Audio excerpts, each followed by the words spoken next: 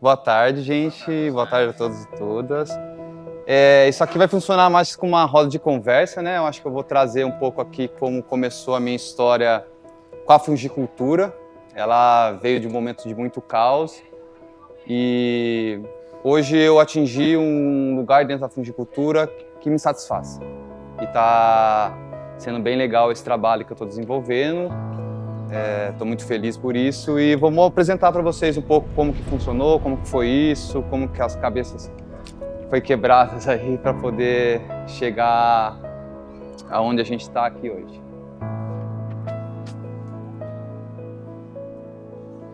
Primeiramente eu vou me apresentar, né? Eu sou o Tayan Cavalca Diniz, sou de Taubaté, sou formado em produção audiovisual, né? Em produção musical, músico e produtor musical. Sempre exercendo essa atividade, né, desde trabalhando em estúdio, tocando, produzindo trilhas, trabalhando dentro de shows também. Fungicultor, né, que é a profissão que eu estou exercendo hoje. O arteiro eu gosto de falar porque eu adoro criar muito, então isso é uma satisfação muito grande na minha vida, de estar criando, estar construindo elementos, estar ressignificando diversos elementos. E agora pós-graduando em musicoterapia. Então estou fazendo aí mais uma vertente nessa caminhada, né?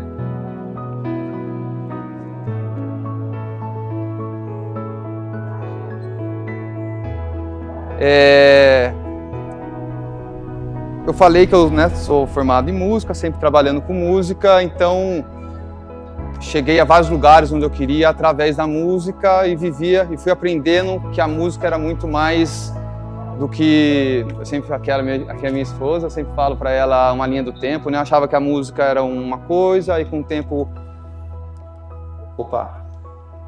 então eu achava que a música era só se restringia a bandas e depois eu fui vendo que a música poderia ser estúdio, poderia ser projetos, depois eu fui vendo que a música poderia ser educação, hoje eu estou vendo que a música pode ser clínica também. Então eu estava muito acostumado com esse ambiente, né? E a gente entrou na pandemia. Daí quando chegou essa pandemia, todos os meus alicerces financeiros e burocráticos estavam palpável na música, né? E esse funcionário que derrubou bem. Porém, as contas vinham chegando, né? Então, vinham chegando boletos, vinham chegando situações, a gente não estava planejado para o que estava acontecendo. Foi quando eu parei por um instante e pensei, né? O que eu vou fazer agora? Porque a música já sabia que eu não ia ter o futuro estava um pouco incerto, né? A gente não sabia para onde a gente estava indo. Eu pensei, o que eu vou fazer agora, né? E foram dias batendo a cabeça nisso, analisando todas as situações.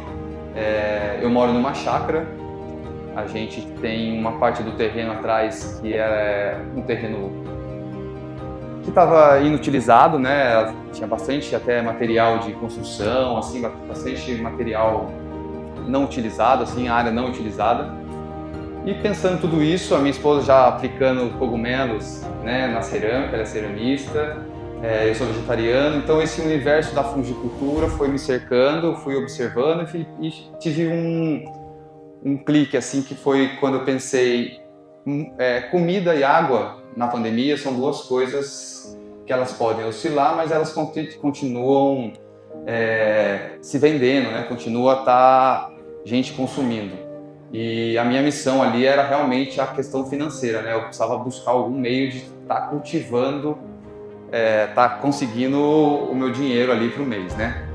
E foi quando eu estudando, pensando sobre a proteína do cogumelo que eu já vinha consumindo há muito tempo, né? Eu vi um significado no cogumelo que ele é um reciclador de matéria. Então ele recicla algo que aparentemente poderia ser descartável, né, um resíduo agrícola ou algo que não faria mais sentido e faz aquilo se transformar em um alimento, né, em uma proteína. Então aquilo fez muito sentido no momento que eu estava, né, e eu falei, bom, acho que eu vou arriscar fazer algo do tipo. E nessa eu comecei o estudo, assim, eu gosto muito do autodidata, né, estudo, pesquiso muita coisa e comecei a ver como é que eu poderia produzir com menor capital possível e com o que eu tinha ao meu redor, né? Foi quando eu descobri o cultivo de shiitake em Torres. Eu fui pegar essas informações, fui atrás de como é que se cultivava, como é que, né, que as coisas aconteciam e contratei um técnico, zootecnista, para ir me auxiliar nisso, né? Ver a minha área, ver se era possível eu estar produzindo ali. Foi quando ele chegou lá e falou assim, ó, você não consegue produzir aqui o que você está falando que quer produzir. Você consegue estar produzindo shimeji, mas você vai precisar de R$40 mil de investimento. E no mínimo 4 salas, então é R$40 mil por sala. Eu falei, nossa, então eu não tenho esse dinheiro, o que eu vou fazer? Agradeci muito, ele fez todo o relatório, né, a parte que a gente tinha combinado, tudo, e eu pensei, e agora? Né, vou fazer o quê? Eu não vou ter esse dinheiro, e eu estava apostando tudo nisso, já vinha, tô lendo, né, tô pesquisando, tô estudando, vou partir para outra coisa, vou mexer com horta, queria mexer com terra, né, o que eu vou fazer? Foi quando eu pensei assim, como é que países e lugares que são mais carentes, né, de recursos, como é que esses países produzem em larga escala de cogumelo, né? Que materiais que eles usam, que técnica que eles usam, o que eles fazem. Foi quando eu fui estudar o cultivo de cogumelo no Oriente. Então fui estudar como é que a Índia produzia, como é que a Tailândia produzia, e fui vendo que eles produziam usando muito material como bambu, palhadas, lonas, caixas de Tetra Pak. E eu falei, bom, vou montar uma estufa assim. Corri num circo perto de casa, que tinha isso tudo num espaço de tempo muito curto, né? Corri no circo perto de casa e contratei uma Bobcat, né, que é um tratorzinho pequeno. Falei, vamos rasgar um platô ali atrás, que era uma área que estava inutilizada no meu terreno. Aí rasgamos o platô e foi aqui que começou toda a história. Aqui eu começava, né? Então eu passava dias e noites matutando o que eu ia fazer, como é que eu ia fazer, quais seriam os materiais mais acessíveis, baratos, para eu produzir o que eu estava querendo produzir, né? Então foi quando eu peguei materiais reutilizados, né? Isso aqui é o forro do Itaú, bambu, placas de sinalizações. Aqui eu desenhava, né, as dimensões no chão para poder entender como é que ficaria a planta. Né, painéis de isopor, eu ia pegando tudo quanto é material que tinha à minha disposição. Olha lá, o Bobcat cortando o terreno, né? Aqui era uma ribanceira só, eu andei pelo terreno, achei a parte do terreno que seria mais plano e ali eu abri um platô. Eu não tinha condições de estar trabalhando com alvenaria, né, fazer canteiro de obra, o lugar era difícil de acesso. E a maneira que eu achei e eu não ia ter grana para fazer alicerce, né, fazer toda a parte mais pesada de alvenaria. Então eu pensei no pallet, que é um material que eu já mexia, já fuçava bastante coisa, criava bastante coisa, e ele é leve e fácil de transportar, né? Então foi o que eu achei para estar montando essa primeira estufa. Aqui é a Gabriela, a gente fazendo as nossas paredes. Então aqui eu abri o platô, joguei as britas, peguei tudo brita reciclada, a gente ia montando as paredes e levantava essas paredes com os postes fincados em 3 pontos, né? Era 1, 2, 3, 1, 2, 3. E tudo isso, gente, eu fazia sem, assim, eu pensava em algo, pesquisava sobre e executava, pensava, pesquisava e executava. Então eu fui errando e fazendo ao mesmo tempo em velocidade, assim, que eu precisava da coisa pronta o mais rápido possível, né? Então era noite trabalhando, a gente ia trabalhando o dia todo. Por um lado foi muito bom também, porque a pandemia foi bem complicada, então era uma grande fuga para mim, né? Onde eu ia descarregando muita energia ali. Ela é toda forrada, a gente foi para Mogi, né? Ver como é que eram as estufas lá também, que tem um pessoal que cultiva em sistema bem rústico lá, então eles usam bastante o Tetra Pak, né? A gente acabou pegando essa ideia e envelopamos toda a estufa por dentro para ajudar na temperatura, né? Aqui a gente pintando. e aí começou os primeiros cultivos.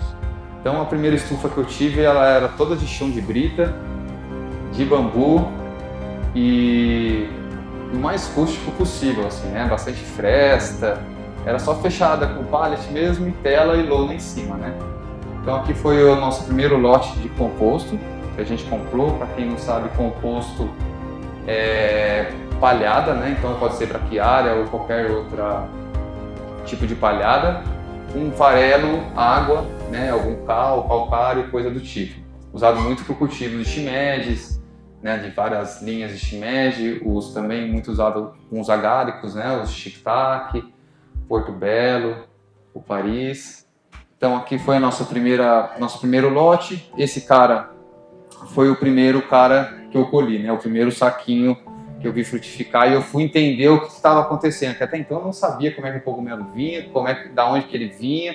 Eu joguei esses sacos aí, eu cusquei esses sacos, né? Eu falei, nossa, nisso aqui, como é que isso aqui vai sair? Bom, o cara só falou para mim, põe na prateleira e envelopa. Joguei na prateleira, envelopei. Aí fui entender, fui pesquisar porque jogar o bloco dentro da prateleira, entendi que eu precisava de escuro e travar o CO2 dele, deixar aquilo simulando um útero, né, uma incubadora mesmo. Então eu fiz isso e depois aqui ele frutificou, foi quando eu vi a primeira vez como acontecia, né, como que o cogumelo vinha, por onde que ele vinha e o que estava acontecendo. Naquele momento que eu colhi alguns, aí depois eu começava a ver que alguns escorria líquidos verdes, começou a dar mosca, começou a dar joaninha lá dentro, aí eu não estava entendendo mais nada, eu comprei outro lote, aí eu pedi pro cara ir de manhã para mim, ele foi no horário do almoço, e eu pedi para ele de manhã porque o transporte na manhã fica mais fresco os compostos, né? O composto para chegar até a minha casa ficaria mais fresco, e ele veio na hora do almoço. Então estava um sol muito quente, os compostos chegaram todos muito quentes, ele fumando um cigarro, desceu, pegou no composto. Aí eu já não estava entendendo se o problema estava em mim, se o problema estava vindo da mão dele contaminada, relando no meu composto, ele vindo de tarde, o que estava acontecendo. Eu falei, bom, eu preciso produzir isso que eu estou comprando, porque daí só assim eu vou ter certeza do que eu estou produzindo. Foi aonde eu fui buscar o contato com a Renata aqui, na Academia da Fungicultura, que a gente foi fazer, eles estavam dando um curso, né? E eu ingressei nesse curso, fui aprender como é que funcionava o cultivo, né? Todas as etapas de cultivo, seleção genética, linhagem, substrato, a parte de venda, comércio, marketing, tudo isso, né? E então eu aprendi como é que se cultivava e fui montando novamente com o que eu tinha ao meu redor. Eu ia entendendo no princípio que se precisava ali, né? Então, você precisa gerar calor. Pô, vou gerar calor assim, assim, assim, assada. Eu olhava o que eu tinha ao meu redor e pegava esses elementos e montava o meu sistema. Então, aqui era um sistema que eu montava, era uma grade. Eu jogava a palha aqui dentro, né? Eu ia jogando a palha aqui dentro, ia jogando farelo, palha, farelo, e jogava o balde lá dentro e jogava a lenha. Colocava a lenha, um tanto de água, 4 dedos, mais ou menos, e deixava aquela água ali fervendo depois que pegou a temperatura, né, fervia por mais 8, 10 horas. E era assim, depois eu tirava toda esse cesto, né, esse era um grande cesto, esticava ele numa grande peneira assim, deixava essa palhada escorrer e aí jogava cal, fazia uma milanesa ali. Olha lá. Então aqui era o cesto, né, uma grade, jogava toda essa palhada aqui e aqui eu sacava um por um, né, tinha os baldes, a gente ia montando e tudo do jeito que tinha. Eu ia pegando o que tinha, montava, porque eu precisava ser eficiente e rápido, né, que eu precisava que aquilo me gerasse renda. E aí estão nossos primeiros cogumelos que a gente colheu, fruto de produção nossa, de substrato nosso, né? Então aqui a gente tem o Hirataki rosa, a gente tem o pérola, tem o shimeji cinza.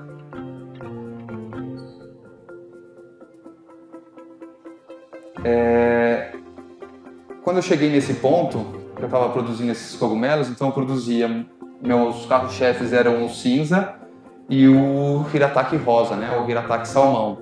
Quando eu cheguei nesse ponto, eu descobri que fui entendendo, né, estudando também, junto na academia, ou análise de mercado, né, entender quem que estava ao meu redor, quem que eram meus concorrentes, quem que eram tudo. Eu fui vendo que o shimeji tinha muita gente produzindo, eu era um pequeno produtor, eu tinha um espaço relativamente pequeno, perto do que os produtores estavam fazendo, né, e o preço dele no mercado estava muito barato. Então a minha conta não fechava e eu não conseguia escalonar isso ainda mais na situação que eu estava no momento. Foi onde eu pensei, preciso ver se existe a produção de outros cogumelos. Fui ver e quando eu me deparei, os outros cogumelos existem, podem ser produzidos, porém nem todos você pode produzir em substrato de palhada. E daí eu falei, agora que eu montei todo o sistema de palhada suplementada, fiz as peneiras, fiz os tambores, montei 1, 2, 3 tambores, vou ter que mudar todo esse layout de produção, né? E aquilo para mim foi mais um ponto de virada, assim, né? Foi quando eu percebi que, sendo um pequeno produtor sozinho, dentro de um espaço limitado, eu poderia ter mais eficiência de produção, eu poderia ter mais rendas, né, trabalhando com cogumelos diversificados, eu poderia otimizar meu trabalho, porque existem outros métodos que otimizam, né, você consegue entrar com a tecnologia junto, então isso para quem está trabalhando sozinho ali no braçal, isso facilita muito, porque essas palhadas aí, a gente virava ela no braço, na enxada, isso, nossa, era muito pesado, eram pilhas e pilhas de palha, né? Foi quando eu comecei a fazer palhas, a gente chama de substrato, que são blocos de serragem com suplementação de farelos, né? Seriam esses blocos aqui. Aí um Juba aqui escolheu sozinho. Eu vou estar passando o bloco aí, não sei quem já viu ele, quem estava aqui acompanhando. Ele é um bloco de serragem suplementada. Então a gente tem serragem, tem farelos e água, né? O cogumelo, ele necessita, 90% dele é água. Ele precisa de muita umidade. Se vocês perceberem também, esses blocos são blocos de 2 kg, né? Comparado com aquele preto que a gente estava lá atrás, são blocos de 7 kg. Então ele ocupava um espaço maior nas minhas prateleiras, e se eu tivesse perda, né, como eu estava aprendendo, cada erro meu era 7 quilos que eu perdia, diferentemente disso aí, cada erro meu são 2 quilos que eu perco, então aquilo foi fazendo mais sentido na produção e na empreitada toda, né?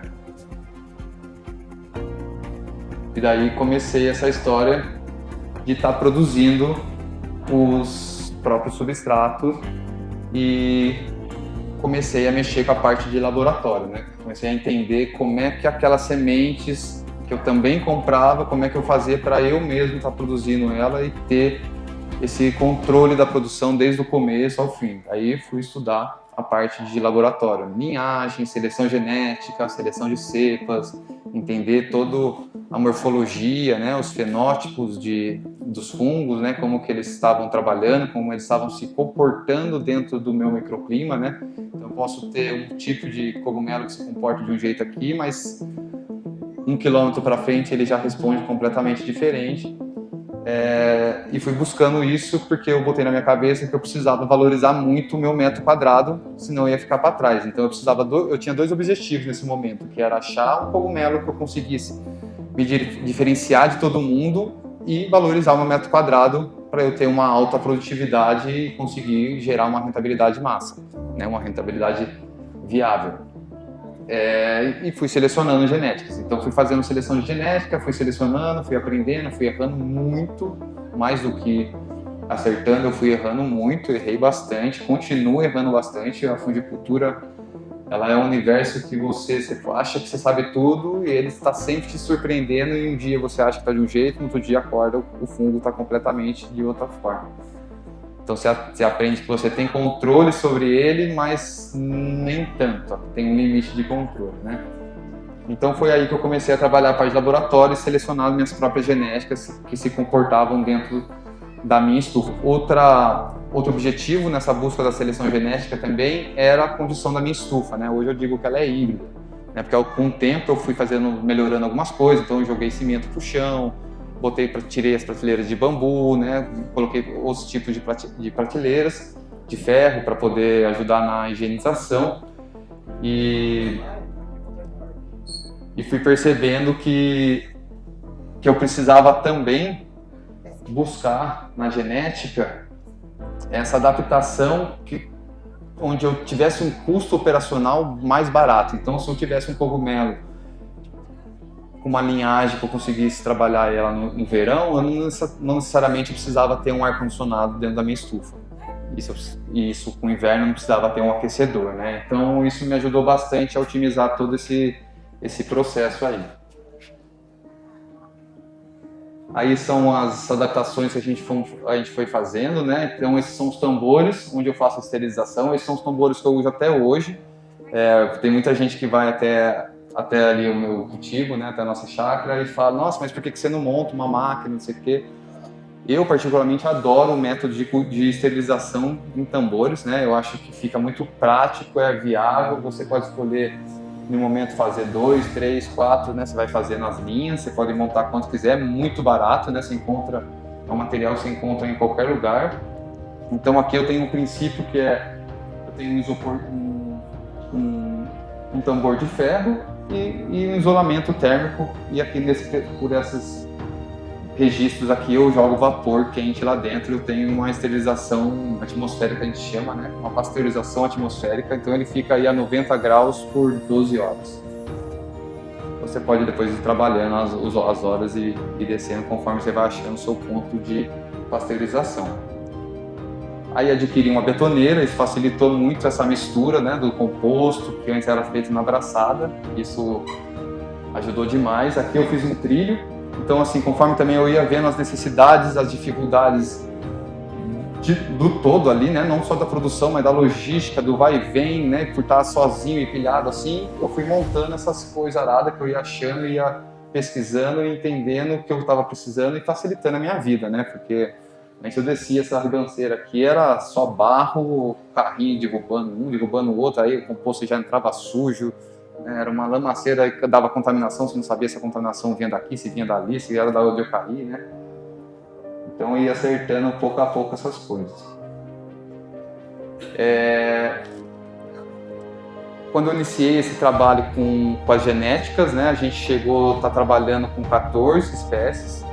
Né, a gente trabalhou shimeji citrino, shimeji rosa, shimeji salmão, shimeji premium, shimeji pérola, shimeji blue oyster, né, que a gente chama, entre outros, né? Aqui eu tenho o preto, o cinza, o branco, aqui eu tenho um castanha de rosa.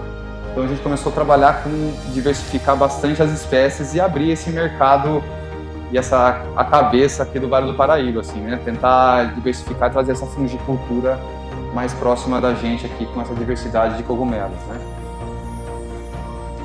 Então aqui eu tenho, só falando aqui, eu tenho o citrino, né? Esse é um pleurox, é um citrino, o shimeji amarelo, popularmente chamado. Aqui eu tenho o preto, o bebezinho ainda está nascendo, shimeji preto. Castanha de posa, um cogumelo maravilhoso, bem exótico, sabor bem único.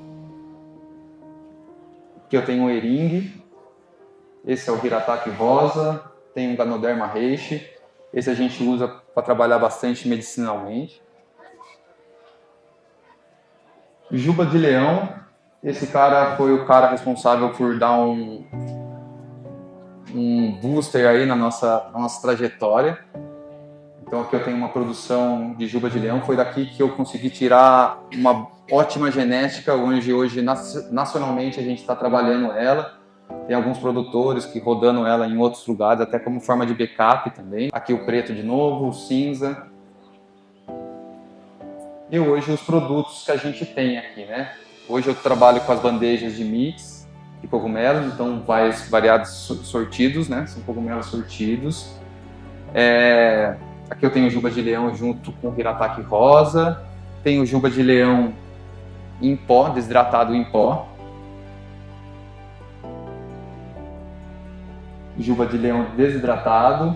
Essa aqui é uma parceria que a gente faz com o Micélio BR, o pessoal lá de Santa Catarina do Sul, onde a gente faz uma parte da produção de juba de leão, de reishi, e eles fazem as extrações, as tinturas, né?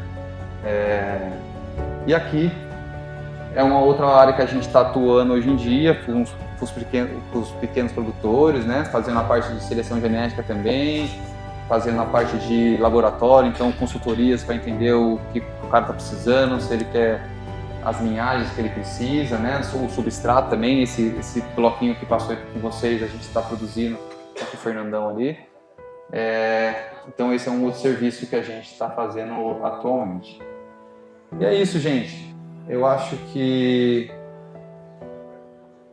a fungicultura mudou muito uma percepção minha, mudou bastante a minha vida. Ela veio de um lugar de caos, assim, né? Ela veio de um lugar que eu não esperava. Eu tinha um buscar nela muito materialista, assim, muito financeiro, querendo suprir uma necessidade. E pouco a pouco eu fui me apaixonando por esse universo, entrando a fundo nele, né? Pesquisando. E uma sede muito grande de autonomia. Né, eu fui entendendo, e até acho que pelo calo, né, que a pandemia deu, que a gente se sentiu um pouco impotente, assim, eu botei na minha cabeça que a única coisa que não me tirariam, né, naquele momento é o conhecimento, né? Então eu tenho sede de conhecimento, né? Então eu sempre fui buscar muito conhecimento, fui buscar fazer e materializar isso, né? Porque também não adianta a gente buscar um conhecimento e guardar tudo isso na nossa cabeça, né? A gente botar isso, materializar isso, trocar isso no todo, né? Com as pessoas, com as coisas, com os animais, com os seres.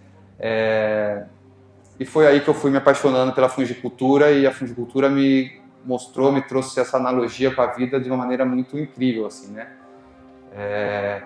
Hoje eu sou fungicultor, né? Trabalho metade do meu período aí na fungicultura, outra metade agora eu estou trabalhando com a musicoterapia. E estou muito feliz com isso, espero que vocês tenham gostado dessa história. Estou aberto a qualquer dúvida, né? Em outros momentos também, se quiserem me procurar no Instagram, né? @chapéu de palha cogumelos. Estou lá disponível, quiser fazer visita, né? Eu acho que eu aprendi bastante que não existe o impossível se você quer fazer, primeiramente, se você dá valor à sua criatividade, né? Eu acho que se você dá espaço para a sua criatividade, tudo é possível, porque você consegue transformar as coisas, né? Você consegue, com um olhar, às vezes com uma calma, claro que num momento de muita bagunça, às vezes isso é muito difícil, né? Mas se a gente parar um pouco e olhar ao nosso redor, muitas vezes a gente consegue achar uma coisinha que leva a gente a outra, que vai levando a gente a outra, e que vai fazer, no fim das contas, a coisa acontecer, né? O importante é a gente fazer, né? A prática eu acho que é muito fundamental. Eu estou aberto a trocar ideia com vocês, queria saber se vocês têm algumas perguntas, como é que vocês fazem também, né? Se tem gente que tem interesse na fungicultura. Eu adoro trocar essa ideia, adoro pensar nas possibilidades, né? Tem gente que tem situações que às vezes não vai para frente porque, putz, é isso, né? Eu tive aquela primeira barreira, nossa, 40 mil a estufa, mas como é que eu vou produzir isso? Aí você pensa que tem gente produzindo com outros materiais, né? Com outras coisas, então eu gosto de trocar essa ideia porque a gente tem bastante recurso perto da gente, e passar a informação eu acho muito importante. Então eu queria encerrar aqui e abrir para pergunta. Quem tiver pergunta aí, estou na disposição.